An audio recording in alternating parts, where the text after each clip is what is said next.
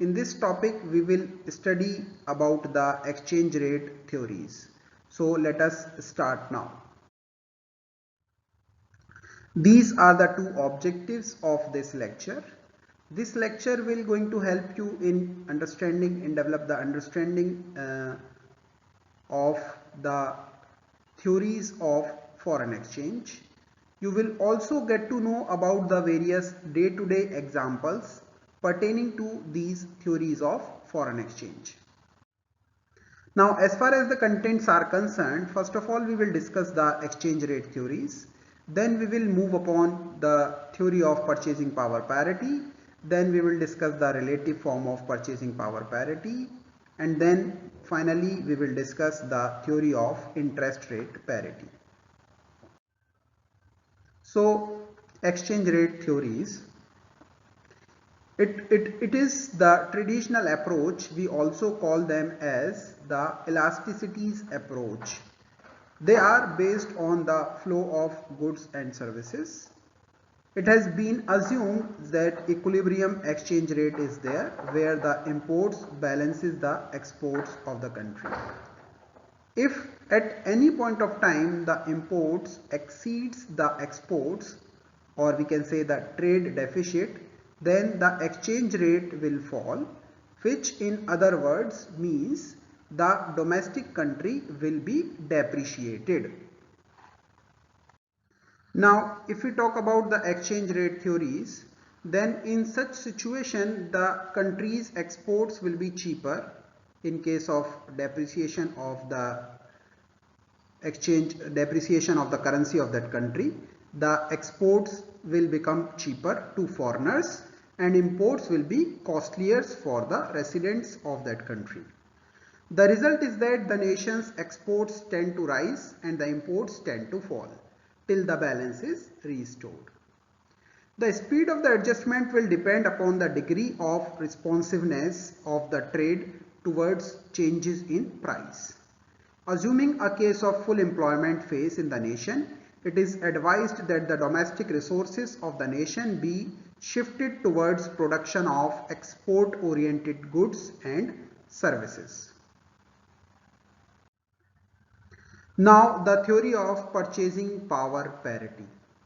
It is one of the most controversial theory. It is based on inflation exchange rate relationship. In its absolute form, it is also called law of one price. This theory suggests that the price of similar products of two different countries should be equal if they are measured in a common currency. If there exists any difference, then the demand should shift from one country to another in such a way that the price will have to converge. Now, examples of purchasing power parity. Suppose a product of the same quality and size is produced both by India and China. As per the theory, if measured in a common currency, the price of the product in India will be equal to that in China. If the price in China is lower than that in India, then demand for the product will increase in China and decrease in India. Decrease in demand will ultimately lead to decrease in price in India till they equate each other. Realistically, this theory in its absolute form does not actually happen because of market imperfections brought about by different levels of technology, cost of production, taxation schemes, transportation costs, etc. Now, relative form of purchasing power parity. It is an alternate version of purchasing power parity and it does account for the imperfections that may exist in the market. This form of the theory acknowledges the fact that prices of similar product of different countries will not necessarily be the same, even if measured in a common currency. However, it states that the rate of change in the prices of similar products in different countries will be somewhat similar when measured in a common currency. Here, the assumption is that the transportation costs and other trade barriers remains constant. Assume that the two countries have zero inflation and the current inter-country trade or the exchange rate between the two countries is in equilibrium. Then, with the passage of time, both the countries will experience some inflation and the exchange rate or trade between the two countries will automatically adjust itself in such a manner so that the difference in the rate of inflation will be offset. In such a situation, the prices of the products in the two countries will appear similar to its citizens. This will mean that the consumers will note very little difference in their purchasing power when compared between these two countries. Conclusion of the relative form of purchasing power parity is that the change in the exchange rates is equal to the difference in inflation rates, which is almost neutralize the effects of each other. Why this purchasing power parity does not hold good? Exchange rates are also affected by factors other than the inflation differential. They may be income level, government controls, or interest rate. Assume the inflation rate in India to be 5% above to that of Japan. Based on this information, the purchasing power parity would suggest that the INR should depreciate by 5% against the Japanese yen. Now, if the Indian government has imposed restrictions on imports from Japan, then the Indian consumers and firms will not be able to adjust their spending in reaction to the inflation differential. Therefore, the exchange rate will not adjust itself in reaction to difference in the inflation rates. In the early 90s, many European countries had higher inflation than the US. Yet, the currencies of these countries did not depreciate against the dollar. This was because of the fact that very high interest rates in these countries attracted large capital flows from the US investors, thus define the theory of purchasing power parity. In the same period, Hong Kong, Singapore and South Korea had quite higher inflation rates than the United States. But their currencies did not depreciate against the dollar because of the governmental policy of the US to capitalize in the virgin markets to these places. Very early stage of the ACC, this was one of the reasons for adopting fixed exchange rate system. The purchasing power parity suggests that as soon as the prices becomes relatively higher in one country, the other country will discontinue importing from that country and will shift to the domestic resources. Here it should be pointed out that it is not necessary that there will be domestic resources available in quality and quantity.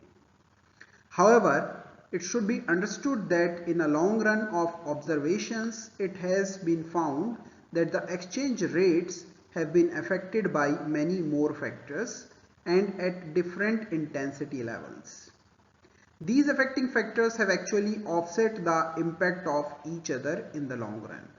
Thus, it is concluded that the controversies of the purchasing power parity theory have always stood their ground in the short run.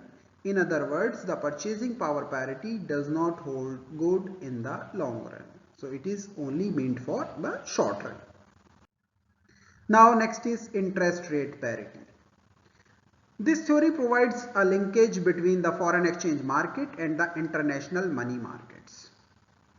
Concluding observation of the theory is that the difference in the international interest rates on securities with similar risk and maturity should be equal to but opposite in sign to the forward discount or premium for a foreign currency.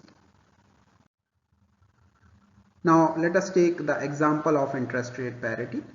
Assume that an investor has $1,000. Now if the investor chooses to invest in a dollar money market instrument, he would earn the dollar-based rate of interest. He may, however, choose to invest in a Swiss franc money market instrument, which would naturally be of the same risk profile and the same maturity period, and thus earn returns as per the francs-based interest rates. To do this, he would be required to exchange the dollars to francs at the spot rate of exchange, then invest the francs in a franc money market instrument.